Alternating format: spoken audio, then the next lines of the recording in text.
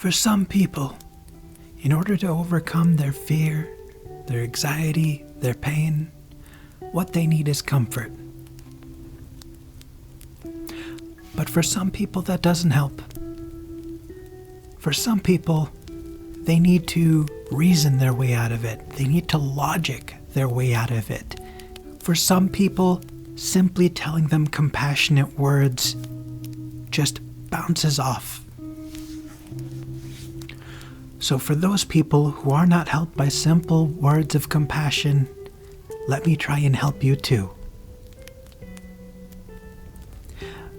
Let me help the realists and the pessimists. In order to tackle fear from a logical perspective, we first have to understand exactly how the human mind works.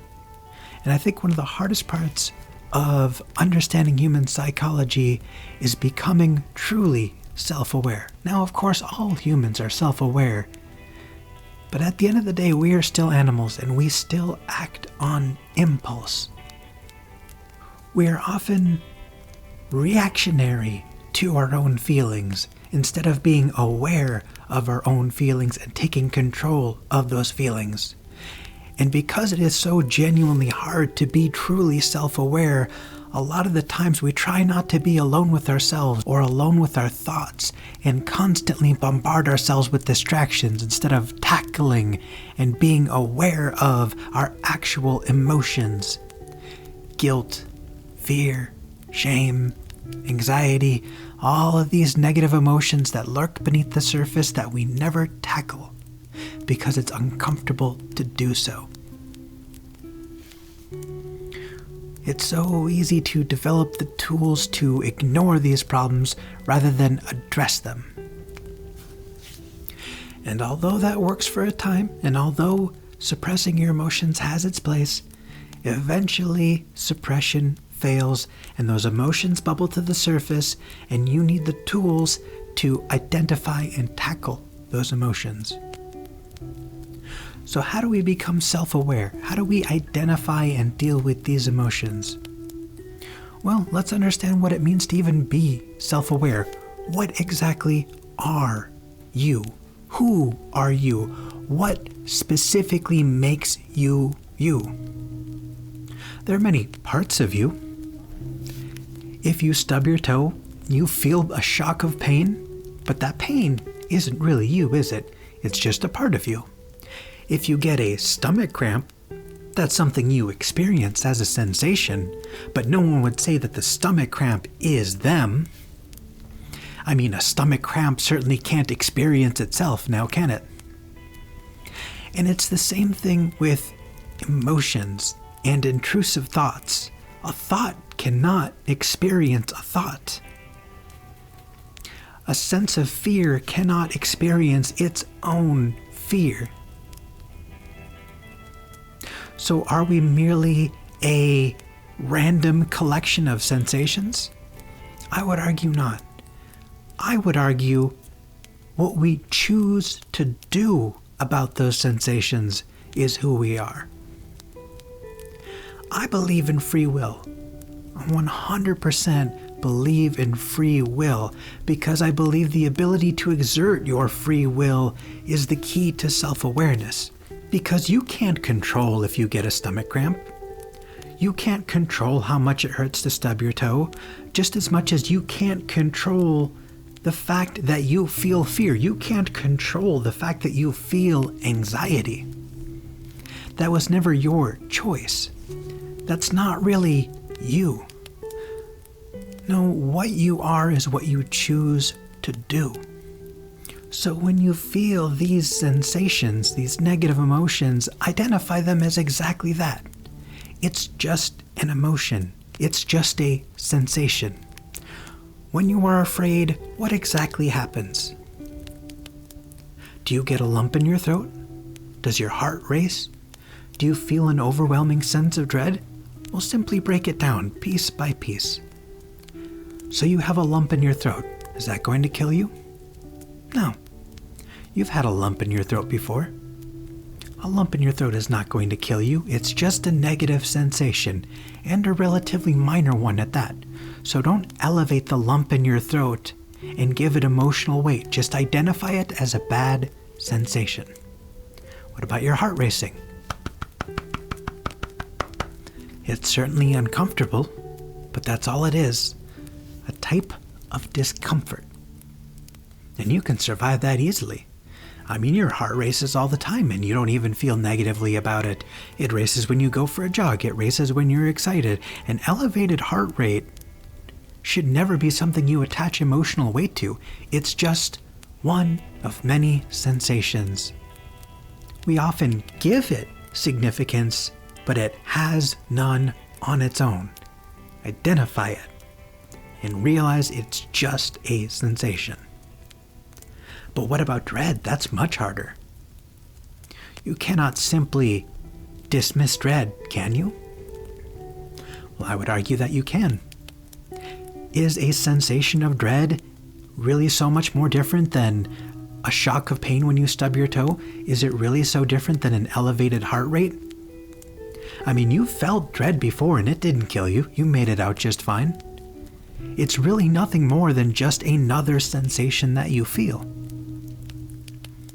And so, rather than being reactionary, allowing the sensation to control you and dictate how you act and dictate the decisions that you make, means that you're giving a simple bodily sensation way too much power. You would never give that much power over your own decision making to stubbing your toe. You would never give the sensation of a stomach ache that much power over your decision making. So when you feel that dread, just understand it's a negative sensation and you control what you do about it and you control how you react to it. You control how much it impacts you. You are a person. You are sentient. You are self-aware. And you have to have the force of will, the strength of personality to dictate what sensations you allow to control you. So instead of feeling dread and allowing panic to set in, take a deep breath, steel yourself, control yourself. Understand that this dread is just a sensation and that you can handle it. You will get past it. You can't control the dread. You can't suppress it. You can't make it go away. There's no point in fighting against it because it's not something you can control. It's just a bodily sensation. So don't allow the dread to turn to panic. Instead, when you feel this sense of dread, identify it. Identify what is causing the sensation of dread and take stock of what you can and cannot do about it. If you feel a sense of dread because of your finances, allowing that dread to take over you and make you panic is not going to make you more able to manage your finances. So instead of panicking about your finances, tell yourself that you are going to make a change. You are going to use the fact that you are self-aware, sentient, intelligent. You are going to use that and tell yourself, I have dread over finances, so I am going to make a change in my finances, and you're going to make a plan, and you are going to think, you are going to use your mind until you can convince this involuntary sensation that you have everything under control and it goes away on its own.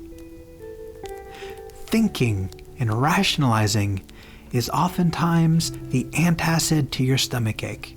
Once you realize that the thing that is causing you this uncomfortable sensation can be treated, you can identify how to treat it and take action. Now, sometimes this sense of dread comes from a place that we cannot control. Maybe you have dread over future events that are out of your control, or maybe it's simply a biological response that you have no control of, that washes over your body involuntarily. And in those moments, you can't always find a solution that makes the dread go away. So in those cases, you just have to ride it out. In those cases where a solution isn't available, you instead have to figure out how to make riding out the sense of dread easier on you. And there's no one-size-fits-all solution. Some people find it easier to meditate. Some people find it easier to put on music. Some people find it easier to call a friend. So when you feel these sensations of dread and you can't directly address the source of it, instead of fighting it, which is only going to suppress it and make it come back later, allow it to pass through you and make this emotion passing through your body as peaceful as possible. Allow the emotion to wash over you like water. The emotion, if you allow it to pass through you, will pass eventually. There's no sense in fighting a sensation that you cannot control. Allow it to pass through you as peacefully as possible. And you should experiment with how best to make that sensation pass through easier. Try different things. Try music, try conversation, try podcast. Anytime something doesn't work, that doesn't mean you have failed. It just means you have ruled out one of many possibilities for how to deal with this sensation. You can experiment, and so long as you are experimenting, even if you are only getting wrong answers, you are still making progress towards the correct answer.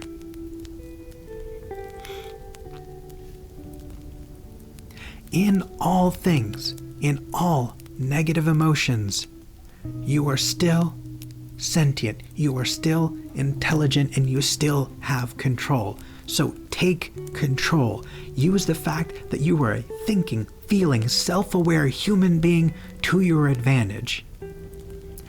Human beings were not evolved to be mindless animals simply reacting to stimuli. We were evolved to be in control.